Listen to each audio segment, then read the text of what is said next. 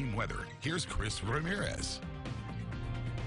All right, well, Chris, earlier when we were outside, it was a little chilly. How's the weather looking? Really chilly. We started off with some rain. We got up to about 41 degrees today, so fairly cold across the Concho Valley. But for the time lapse, we started with mostly cloudy skies and those sporadic periods of rain that occurred throughout the day. Started off this morning at 36 degrees around 8 p.m., and you just saw that several rain showers coming through the Concho Valley, coming across San Angelo. But we maintained those cloudy skies, and now as we're getting into this 10 o'clock hour, those skies are clearing out as we go into tomorrow morning. So our next couple of days can be much quieter as we look at the weather forecast, not as rainy as we saw within the past couple of days. But right now we're currently sitting at 36 degrees here in San Angelo. Feels like 31 when you factor in that humidity. Winds out of the northwest at 6 miles an hour. And our current temperatures across the Concho Valley sitting at 33 in Robert Lee, 37 in Sterling City, 31 in Wall, and 36 at O.H. Ivy. But last night, our overnight temperatures last night, we remained above freezing for the most part, about 35 degrees, 36 here in San Angelo. And this had to deal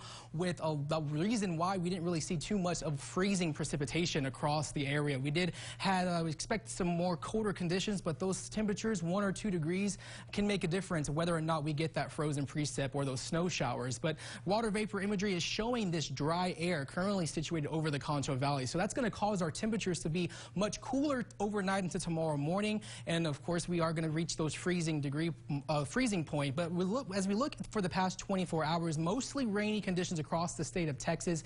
And then as we look at the snow cover that happened across West Texas, you already see some snow showers all the way from Lubbock, stretching all the way down to Abilene, and then just barely making into our northern counties. There was an area just to the west of us that did see some the potential for some snow showers, but we were sitting above freezing, so that was the reason why we really didn't see too much frozen precipitation. But as we go into tonight, we do see our 48-hour rain totals for the past couple of days. We got up to about 1.5 inches of rain here in San Angelo. Some other locations, 1.2 inches of rain near El Dorado, 1.2 in northern Sliker County, and 1.5 inches of rain in Sterling City. So as we got some significant rain out of this, but our live radar network across the Concho Valley, still nothing showing up. Rather clear and rather quiet, unlike we were sitting at last night. But Futurecast is showing our temperatures get down into the 30s, reaching that freezing point. So for the most part, all the roads in San Angelo are pretty much significantly have dried, but there is still several wet spots. We can get down to freezing tonight, and that's across the Concho Valley. So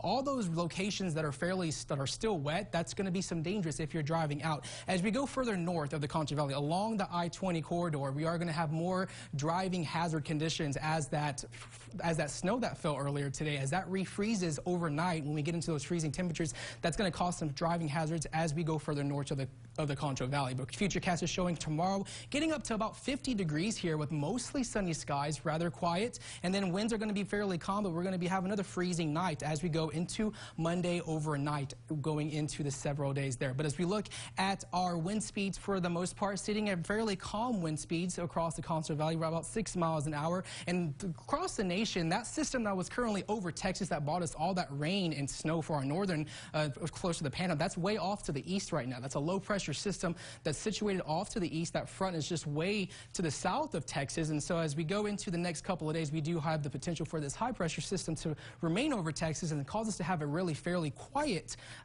rest of the week. Our travel forecast across the state as we go into tomorrow, again, overnight tonight, it's going to be fairly hazardous if you're driving along the I-20 corridor, so there's still a lot of wet conditions across the West Texas, but we're going to have mostly sunny temperatures getting up into the upper 50s for on Tuesday, and then we have this cloud cover come in as we get into Tuesday with getting into the upper 60s, but then we have the slight potential for some rain as our next cold front comes through West Texas as we go into Thursday, getting up to 57 degrees, up to 63 of the Dallas-Fort Worth area. If you're going towards Amarillo, that's going to be potential for some snow showers, but tonight getting down to about 28 degrees, dipping below freezing, partly cloudy and cold. Again, like I mentioned, I'm stressing the potential for those wet conditions across the area, across the roads that are still wet, are going to be freezing as we go into tonight and tomorrow morning. But tomorrow, a little bit warmer, getting up to 50 degrees, mostly sunny and chilly. Winds fairly calm, about 2 miles an hour. And for our 7-day forecast, we're going to have this gradual warming take place across for the next couple of days, getting into the upper 50s by Monday and Tuesday, mainly sunny for the most part, and then getting up into the mid 60s on Wednesday and Thursday. And then we have our next cold front coming through Thursday and Friday. Potential for some light rain, giving about a 20% chance of light rain on Thursday as that cold front comes through, as our next system comes through. And then we're getting down into the 50s for Friday, upper 60s, or low 60s for Saturday, but mostly overnight temps throughout the rest of the weeks, low to mid 30s. We'll be right back.